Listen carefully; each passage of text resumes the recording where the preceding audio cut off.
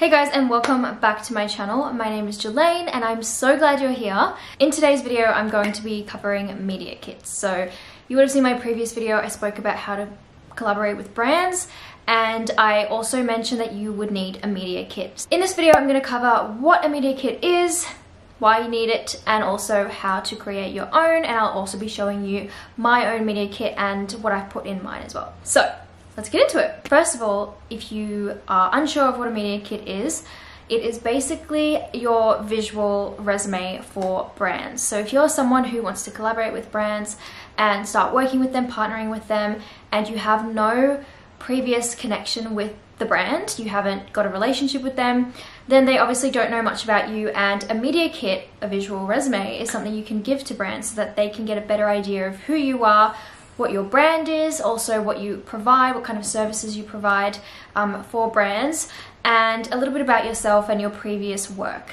And personally, I way preferred making a media kit than I did writing up a resume for my previous jobs, because obviously it's a lot more, you know, customizable. You can put pictures in there, and yeah, it was just so much easier. It's quite simple if you break it down. Why do you need a media kit? So kind of like I mentioned before, it allows brands to get to know you and what your brand is all about, and whether or not your brand aligns with their product and their brand. I also think it's really worth mentioning that if a brand declines to work with you, it doesn't mean that they don't like you, that they never want to see you again. It just means that at this current time, they are either not looking for anyone, they don't want to expand their team or ambassadors, or their content just doesn't align with yours currently, and that's completely okay. You will find brands that do align with you and what you're all about. There are so many different brands out there, and they will find you, or you will find them. So don't be discouraged if a brand says no. I've gotten so many no's, and I've also gotten so many left on red, so no response to my email.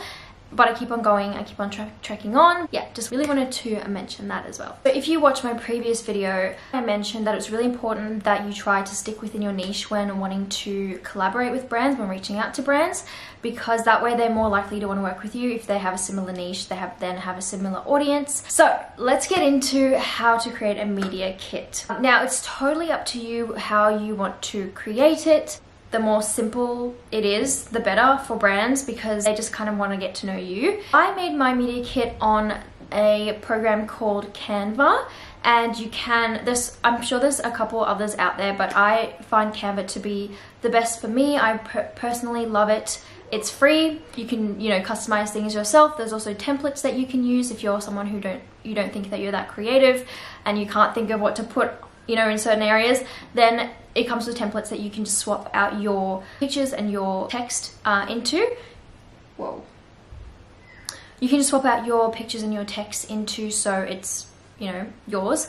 But that makes it so much easier. I personally find that I can't put things together, and I'd rather use a template and then just adjust it to my liking. Change the colors, change the font, all of that stuff, add my pictures, you know, change things around. So I love Canva for that reason. I love that it's free. I love that there's an app as well, so you can do it on your computer and you can do it on your app, and you can actually save it on your computer or your app and, you know, switch devices, and it'll still be there, the exact same thing that you saved. So I love that for Canva. They have so many options for, this isn't even sponsored, lol. They have so many options for what you can do, literally everything, business cards, all of that. So what you want to do is you want to type into Google Canva, or on your app, whatever you prefer, and into the search bar where it says what do you want to create, type in social media kit, and there's heaps of different options that you can choose from. So just pick the one that you like the best, that you think represents you the best, or that you think is just what you want to do. And bear in mind, you can change the colors, you can change the font, you can change a lot of things. Don't worry about that if you're like, oh, I really love this template, but I hate the colors and I hate the fonts. It's fine, you can completely change all of that, which I love. So they have different names, and I can't remember what I picked, but I'll show you guys on the screen here. And I just changed the colors to match my brand colors. So my brand colors are beige, orange, white. So I just changed the colors of the template to my brand colors.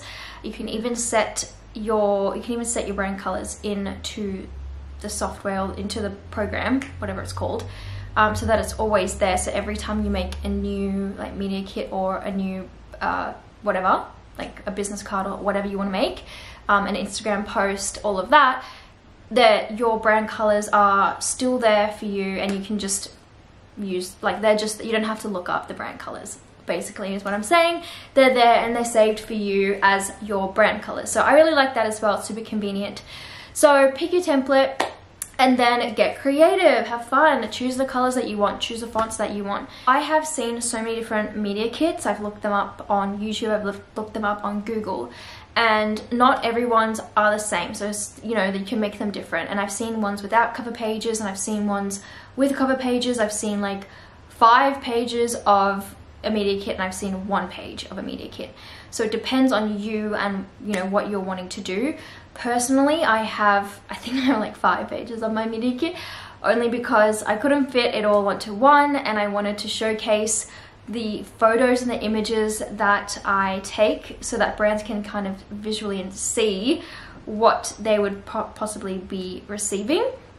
And I just didn't want to have it all on one page. So I have a cover page, and I've got, on my cover page, I've got a picture of me, I've got my name, and I've got my contact details. So that's my email and my Instagram handle, and whatever handles else that you want to put on there. I only have my Instagram handle on there. And on my second page, I've done an about me section. The key to the about me section is you don't want to make it long and boring and your whole life story. You don't want to be telling brands about, you know, the time when you were 5 and you fell over and you kicked your foot. That it makes sense, but you know what I mean. Keep it short, keep it sweet, keep it very to the point and all about you, and really try to bring out the important parts that you want brands to know. So let me open up mine and I will show you. In my about me section, I've got a short snippet of myself and about myself, and I've also got a picture of myself. I got a picture on every page just because I freaking love visuals. So, and I think that just makes it look so much nicer. It makes it inviting for the person. They're like, oh, pictures, let me read the text, you know. About Jelaine. Jelaine is a wellness and lifestyle influencer based on the Gold Coast, Australia. So that's just literally one line of who I am, where I am.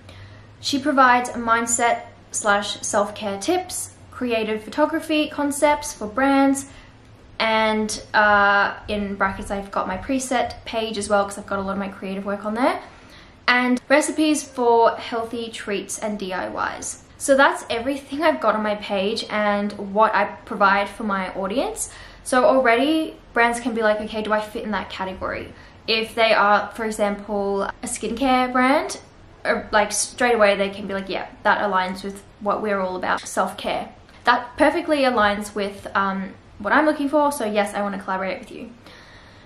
And then I also had, sharing her personal methods of self-growth and creativity has proven to be inspiring to her followers and returns high engagement on her content. That's just kind of me sharing how I connect with my followers, because that's really important. Like I said in my previous video, it's all about how you connect with your followers and your audience rather than the amount of people that you have in your community. It's more so the connection you have with them and the strength of that connection.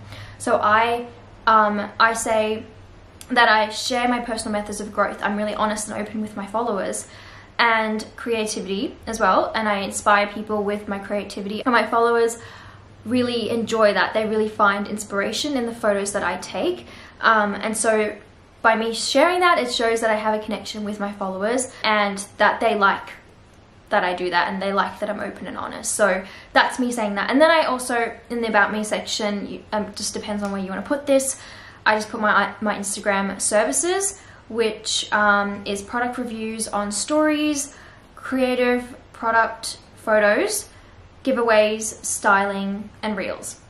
So I can do all of that for brands, basically is what I'm saying. That's my second page, my about me page. I then have my social media statistics, my social statistics. And this is, again, the next place brands are going to go straight away, because they want to know your stats. They want to know your engagement. Is it high? Is it low? Like, how many followers do you have? What is your demographic? Literally, if they sell period underwears, which I've seen online, period underwears, they're not going to want to collaborate with you if you predominantly have male followers. If you like have, 80% male, 20% female, they're probably not going to collaborate. It's not worth their time because they're not going to have a lot of men purchasing period underwears because, yeah, they just won't. I've got in my social statistics, I've got my number of followers, I've got the demographics of how many female and how many male. So I have 88% female and 12% males. I've got the majority age because that's also important. You know, if it's an alcoholic company that wants to collaborate with me and I make, I don't know, cocktails for them, they're not gonna want to collaborate if majority of my audience is under 18 because that's illegal. Can't be selling alcohol to minors.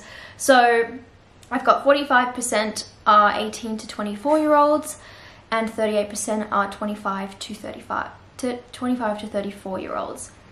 I also have the audience location, also important. So 36% of my followers are in Australia, 30% are in the US, and the lowest is 4.3%, which is in New Zealand. Then I have continued on the next page because I can't put everything on one page. I've got my impressions and my engagement on the next page. So I've just actually taken a screenshot of it and I've popped that on there because I just thought it would be so much easier and they can see it for themselves. It's like proof as well. So you can screenshot and pop that on there. It's probably easier for brands. And then the next page I have my past collaboration. So basically my past work, what I've done previously for brands. Firstly, it shows that I have worked with other brands, so I've got experience in collaborating. Secondly, it shows that it shows what I can do. So they can have a look and be like, oh, that looks so good, let's collaborate. And also my style, because it's pretty much, I've got a style, you know, I've got a style of how I do things. Totally up to you how you want to do yours. I have seen someone actually just do it all on one page. They had one photo of themselves, their name, their services, what they're all about, their past collaborations all listed out, and that was it. But personally, I just want to prove more to brands and let them have a look at everything because not all the time will they click on your Instagram account if you haven't linked it in your email for them to click on the link. They may not feel bothered to look up your name on Instagram and have a look at what you do. So having it all on my media kit where they just like, it's right, I'm giving it all to them. Like, this is my best work. This is all about me. Everything you need to know is there. They don't need to look at my Instagram really. They actually like don't. So that's why I put, I guess, 5 pages or 4 pages, however many that is, because it's all the information I want to give them and make a good impression, I guess. And I do update my media kit when my following grows or my engagement gets higher, and also if I've done other collabs that I think are worth mentioning, I'll update it. I hope that was helpful, guys, and if you need any more help with anything, if you have questions about anything else, please drop them in the comments. Shoot this video a like and subscribe for more content like this, and I hope you have a wonderful rest of your weekend. Thanks for watching, guys. Bye!